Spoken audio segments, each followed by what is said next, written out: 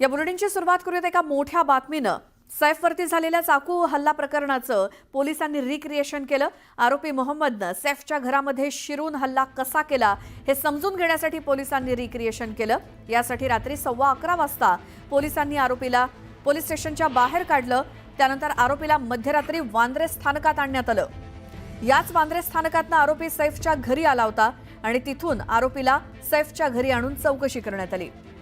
आरोपी सैफच्या घरामध्ये नेमका कसा शिरला, इमारतीत इतकी मोठी सुरक्षा असताना तो आत कसा आला, त्यानंतर तिथून त्यानं सैफचं घर कसं गाठलं हे जाणून घेण्याचा पोलिसांनी प्रयत्न केला। सैफच्या घरी आणून आरोपीची चौकशी करण्यात आली आणि आरोपी सैफच्या घरामध्ये नेमका कुठे लपला होता, लपल्यानंतर त्यानं सैफवरती हल्ला कसा केला याची इत्थंभूत माहिती पोलिसांनी जाणून घेतली। क्राइम रिक्रिएशन पोलिसांकडून करण्यात आलं, कारण सैफच्या घरामध्ये शिरलेला जो व्यक्ती आहे पोलिसांच्या अटकेत, त्याला पुन्हा एकदा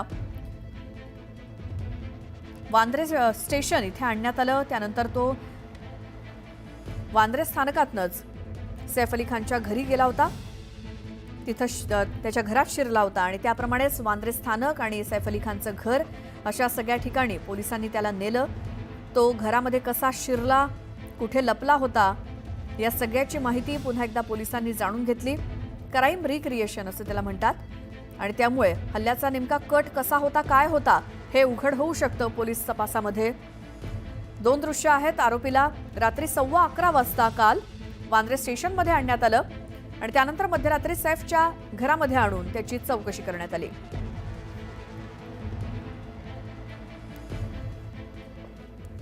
तर अभिनेता सैफ अली खान याच्यावरती हल्ला करणारा बांगलादेशी नागरिक मोहम्मद शरीफुल इस्लाम उर्फ विजय दासनं पोहून भारत गाठल्याची माहिती समोर आली आहे। पोलिसांकडून या प्रकरणी अधिक तपास सुरू आहे। सैफवरती हल्ला करणारा हल्लेखोर हा डावकी नदी पोहून भारतापर्यंत पोहोचला असं त्यानं तपास अधिकाऱ्यांना सांगितलं। दरम्यान पोलीस यातलं तथ्य पडताळतायत। आरोपी शरीफुल हा 7 महिन्यांपूर्वी भारत आणि बांगलादेशच्या सीमेवरती असलेल्या डावकी नदीतून पोहत जवळच्या गावातनं मेघालयातल्या शिलाँगला पोहोचला असल्याची माहिती मिळाली आहे।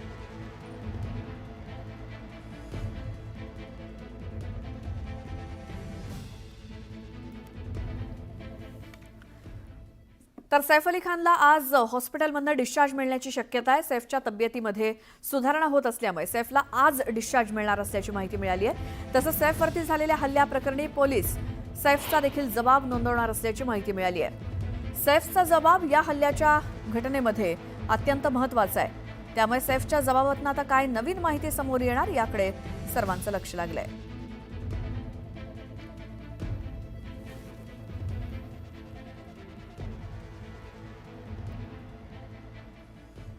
आता या बुलेटिनमध्ये बघूयात बातमी 36 जिल्ह्यांची। रायगड आणि नाशिक या जिल्ह्यांच्या पालकमंत्री पदाबाबत आम्हाला विचारात घेतलं नाही असं शिवसेनेच्या वतीनं सांगण्यात आलं। शिवसेनेनं याबाबत नाराजी व्यक्त केल्यानंतर थेट केंद्रातनंच रायगड आणि नाशिकच्या पालकमंत्री पदाबाबत स्थगितीची सूत्र हल्ल्याची माहिती सूत्रांनी दिली। भरत गोगावलेंच्या नाराजीवरनं उपमुख्यमंत्री एकनाथ शिंदेंनी प्रतिक्रिया दिली। इतकी वर्ष काम केल्यानंतर काही अपेक्षा असतात, पालकमंत्री पदाची अपेक्षा ठेवण्यात वावगं काय असा सवाल शिंदेंनी उपस्थित केला। रायगडच्या बाबतीत आमचे 3 आमदार तिथे आहेत, मात्र गोगावले जुना माणूस आहे, त्यांना पालकमंत्रीपद मिळावं अशी मागणी असल्याचं विधान गुलाबराव पाटलांनी केलं। दरम्यान देवेंद्रजी दावोसला असल्यामुळे स्थगिती दिल्याचंही पाटील म्हणाले। शिवसेनेचे रायगड जिल्हा प्रमुख प्रमोद घोसाळकर यांनी राजीनामा दिल्यानंतर खासदार सुनील तटकरेंविरोधात दंड थोपटलेत। तटकरेंनी पालकमंत्रीपदावरनं स्पर्धा न करता मुंबई गोवा महामार्ग लवकरात लवकर पूर्ण कसा होईल हे बघावं असं आव्हान घोसाळकरांनी दिलं। अक्षय शिंदेचे एन्काउंटर नसून तो खून आहे हे मी आधीच म्हणालो होतं असं विधान विजय वडेट्टीवार यांनी केलं। तर पुरावे नष्ट करण्यासाठी सह आरोपींना वाचवण्यासाठी अक्षयचा खून केल्याचा आरोप वडेट्टीवारांनी केला। बदलापूरची घटना माणुसकीला काळीमा फासणारी होती, सरकारनं पोचलेल्या आरोपींना वाचवण्यासाठी प्रयत्न केले गेले असा आरोप नाना पटोलेंनी केला। या प्रकरणातील सत्य समोर आणून आरोपीवरती कारवाई व्हावी अशी मागणी काँग्रेसच्या वतीनं करण्यात आली आहे। बदलापुरातील अक्षय शिंदेचे एन्काउंटर हा फेकच असणार असं विधान जयंत पाटलांनी केलं। शाळा मालकाच्या अनेक गोष्टी अक्षयला माहिती असतील म्हणून त्याचा शेवट केल्याचा संशय जयंत पाटलांनी व्यक्त केला। बदलापूर न्यायालयानं दिलेला निर्णय केवळ माध्यमांवरतीच वाचला, संपूर्ण निकाल वाचल्यानंतरच याबाबत बोलणार, अशी प्रतिक्रिया भाजपच्या नेत्या चित्रा वाघ यांनी दिली. याबाबत सरकार योग्य पावलं उचलेल असा विश्वास त्यांनी व्यक्त केला. पर्यावरण मंत्री पंकजा मुंडेंनी नांदेड जिल्ह्यातील माहूर इथे जाऊन श्री रेणुकामातेचं दर्शन घेतलं. मी नाराज अजिबात नाही. जालन्याचं पालकमंत्रीपद मिळालं. जालन्यासाठी चांगलं काम करण्याची संधी मिळाली आहे. बीड जिल्हा माझा आहे, त्यामुळे बीडसाठी मी काम करतच राहणार, असं वक्तव्य पंकजा मुंडेंनी केलं.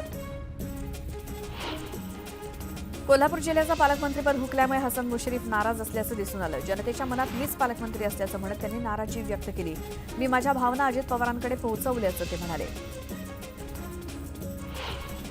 एकनाथ शिंदे नेहमीच त्यांच्या गावी जातात, त्यावरती बोलणं योग्य नाही असं विधान सुनील तटकरेंनी केलं. तर आमचं लक्ष राज्याची जी गरज आहे त्यावरती असल्याचं विधान तटकरेंनी केलं.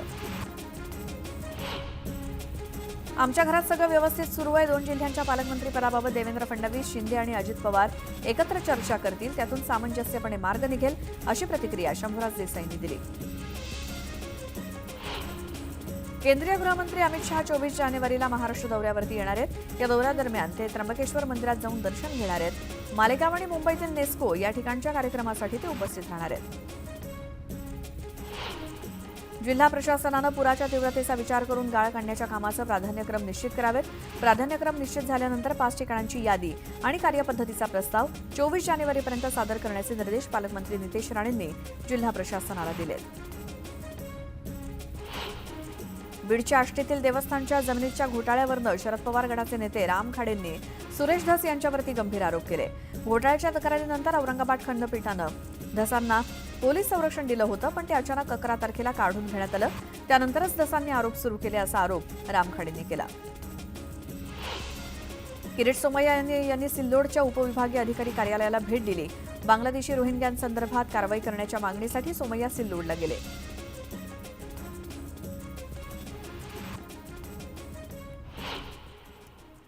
एक मोठी बातमी आहे. महायुती सरकार लाडक्या बहिणींना मार्च महिन्यातील बजेटमध्ये 2100 रुपये हप्ता सुरू करणार असल्याचं मोठं वक्तव्य मंत्री राधाकृष्ण विखे पाटील यांनी केलंय. आता जानेवारी महिन्याचा हप्ता येईल. मार्च महिन्यातल्या बजेटनंतर लाडक्या बहिणींचा हप्ता 2100 रुपये होणार असल्याचं विखे पाटलांनी सांगितलं. तसंच ही योजना बंद होणार असल्याचा विरोधकांचा दावा खोटा असल्याचं त्यांनी स्पष्ट केलं.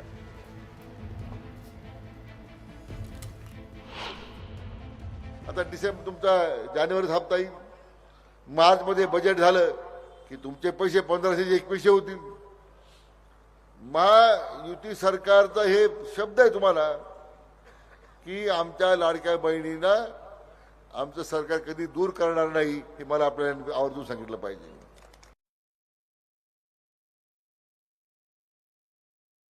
36 जिल्ह्यांची.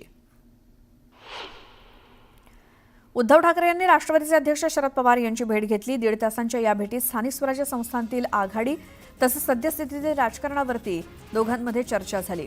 आगामी महानगरपालिका नगरपालिका निवडणुका स्वबळावरती लढण्याची घोषणा शिवसेनेनं केल्यामुळे महाविकास आघाडीत बिघाडी झाल्याचं चित्र निर्माण झालंय. धारावी पुनर्विकास प्रकल्पाच्या प्रत्यक्ष कामाला सुरुवात करण्याचा मार्ग अखेर मोकळा झालाय. धारावीतील रेल्वेच्या जागेवरील रेल्वे वसाहतीच्या कामाकरता धारावी पुनर्विकास प्रकल्पाला प्रमाणपत्र प्राप्त झाल्यामुळे नवीन इमारतीच्या बांधकामाला सुरुवात करण्यात येणार आहे. मुख्यमंत्री माझी लाडकी बहीण योजनेच्या निकषांवरती आता बोट ठेवलं जात आहे. शासनाच्या वैयक्तिक लाभाच्या कोणत्याही एकाच योजनेचा लाभ लाभार्थी घेऊ शकतो असा निकष आहे. तरी सुद्धा या योजनेतील अनेक लाभार्थी लाडकी बहीण योजनेचा लाभ घेत आहेत.